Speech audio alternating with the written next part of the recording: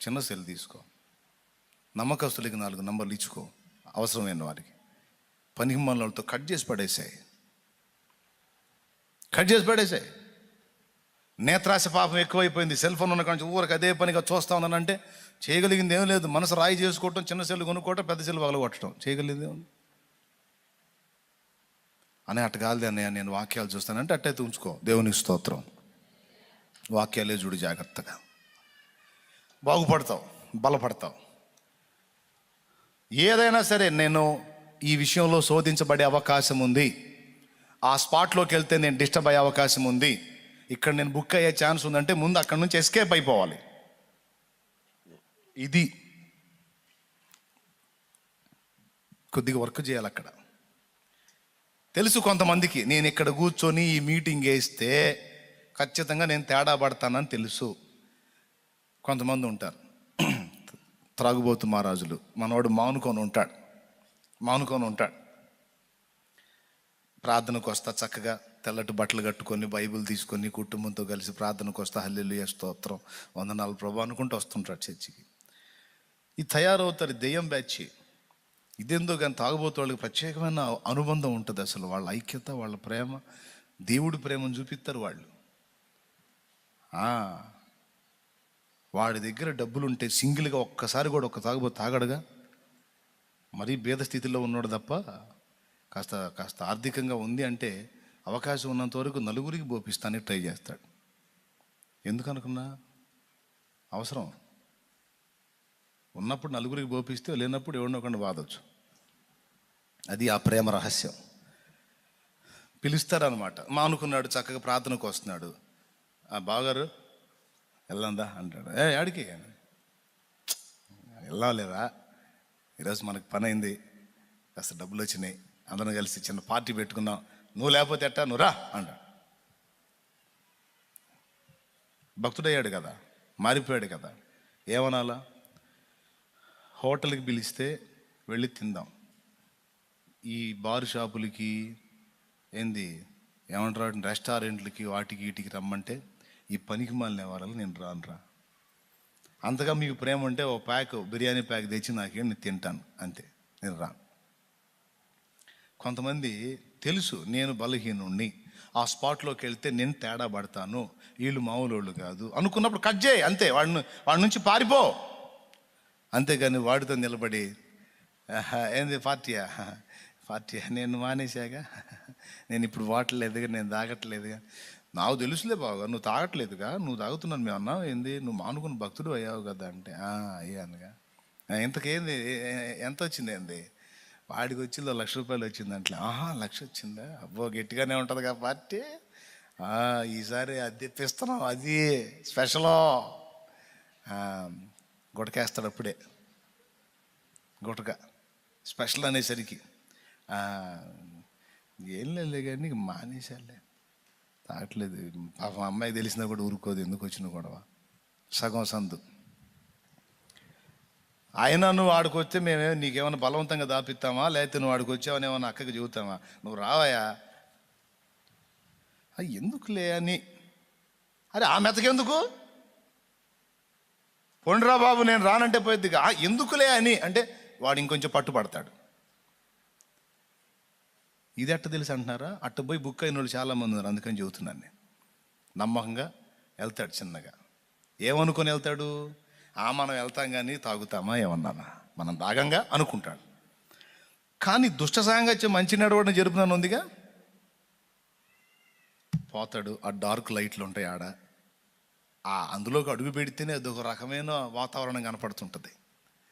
ఇక అందులోకి ఎంటర్ అయిన తర్వాత కూర్చుని ఆ నలుగురితో, వాళ్ళేమో ఏదో తెచ్చుకుంటారు, వాళ్ళు గ్లాసుల్లో పోస్తూ ఉంటారు, ద్రాక్ష రసము గ్లాసులో మిక్కిలి తళతళలాడుతుండగానే ఉందిగా సామెతల్లో, ఆకర్షిస్తూ ఉంటుంది. మనోడికేమో నల్ల థమ్సప్ ఒకటి పోతారు, ఇది తాగుతూ ఉంటాడు, ఏమనిపిస్తూ ఉండదు, ఆల్రెడీ తాగిన పేణం కదా, వాళ్ళు ఏం తాగుతూ ఉంటారు.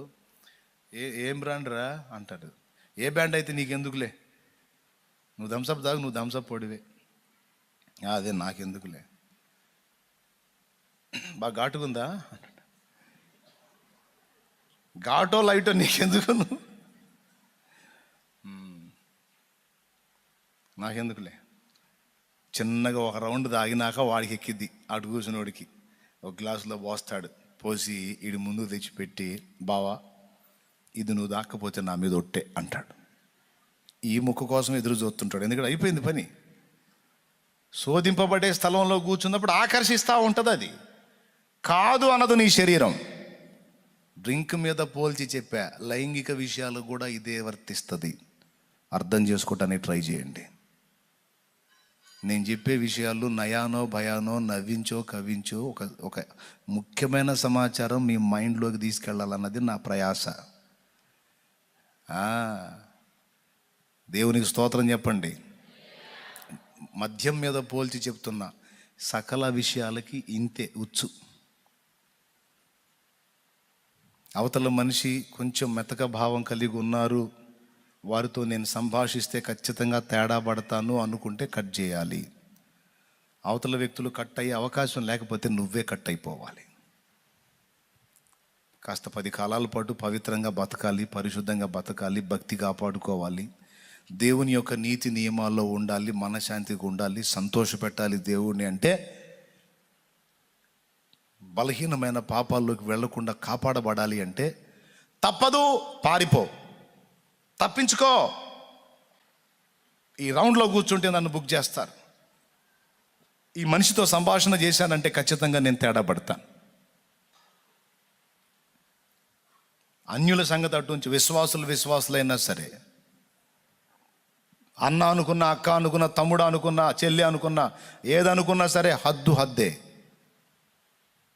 అది దాటిందా అంతే సంగతులు. ఇక ఘోరమైన నీచానికి దిగజారుస్తాడు సైతానుగాడు. ఇవ్వకూడదు ఛాన్స్. కట్ చేయాల, తప్పించుకొని వెళ్ళిపోవాలి. ఎందుకు ఇంతసేపు చెప్తున్నానంటే, పౌలు మహనీయుడు చెప్పాడు, ఖాళీగా ఉండొద్దు, శ్రమపడు, సువార్థికుని పని చేయి, ప్రభు పని యందు పని కలిగి ఉండు, బిజీగా ఉండు. అంతేకాదు, ఈ వర్క్లో ఎప్పుడన్నా గ్యాప్ వస్తే ఆ గ్యాప్లో నీ యవ్వనేచ్ఛలు నిన్ను శోధించు అవకాశం ఉంది కనుక వాటిని విడిచి పారిపో. చూస్తారా ఎక్కడ రాశాడో, ఎక్కడ చెప్పాడో? తీయండి. పారిపో అని ఎందుకు చెప్తున్నానో తీయండి, బైబిల్లోనే ఉంది ఆ మాట. అపోస్తలుడైన పౌలు తిమోతికి రాసిన 2వ పత్రిక 2వ అధ్యాయం 22. చదువు తల్లి. 2:25 అంటే చూడు. నీవు యవనేచ్ఛల నుండి పారిపోమ్ము. పుట్టినోట్లు ఏముందమ్మా? విడిచి పారిపోమ్ము. యవనేచ్ఛలను విడచి పారిపో. ఇంకొకటి కూడా చూడండి.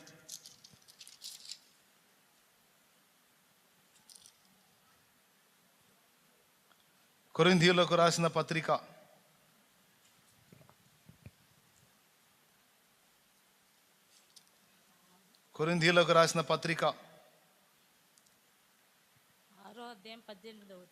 6:18 చూడు. జారత్వమునకు దూరముగా పారిపోవుడి. అది పారిపో. అక్కడే కూర్చొని కుళ్ళు జోకులు వేసుకుంటా, పనికి మళ్ళీ కబుర్లు మాట్లాడుకుంటా, ఇగిలిచ్చుకుంటా, సగిలిచ్చుకుంటా, వెకిలి నవ్వులు నవ్వుకుంటా, అనుకుంటా, అదట్ట ఇదట్ట అని పనికి మళ్ళీ మీటింగ్లు వేసుకుంటా పాడు కావద్దు. టైం వేస్ట్ ముచ్చట్లొద్దు. నిన్ను శరీర ఆశలకి లాక్కెళ్ళే ముచ్చట్లొద్దు. పనికి మళ్ళీ మీటింగ్లు వద్దు. నిన్ను బుక్ చేయాలనుకున్నాడు వచ్చి పనికి మళ్ళీ మీటింగ్లు పెడుతుంటాడు. వాడు వచ్చి మీటింగ్ పెట్టాడంటే అర్థం ఏంటంటే బుక్ చేయడానికి. అవసరం లేకపోయినా మాట్లాడుతుంటాడు, అవసరం లేకపోయినా సంభాషణ, అవసరం లేకపోయినా మాట్లాడుతూ ఉంటుంది. స్త్రీ అయినా పురుషుడైనా ఎవరైనా గుర్తుపట్టి ఏదో తేడా పడుతుంది, ఇది ఎటో వెళ్ళిపోద్ది, ఇక్కడ ఉండకూడదు, నేను వెళ్ళిపోవాలి. అసలు ఈ టైం నేను ఎందుకు ఇచ్చాను? దేవుడు చెప్పాడు కదా నన్ను ఖాళీగా ఉండొద్దని. ఇతగాడు వచ్చి నాతో మాట్లాడినంత గ్యాప్ నేను ఎందుకు ఇచ్చాను? ఈమె వచ్చి నాతో మాట్లాడినంత ఖాళీ నేను ఎందుకున్నాను? ఈ గ్యాప్ నన్ను కొంప ముంచిది కదా, ఉండకూడదు కదా. సేవకులకు కూడా, హలో, దైవజనులకు ఎక్కువ ఎంటీ టైం.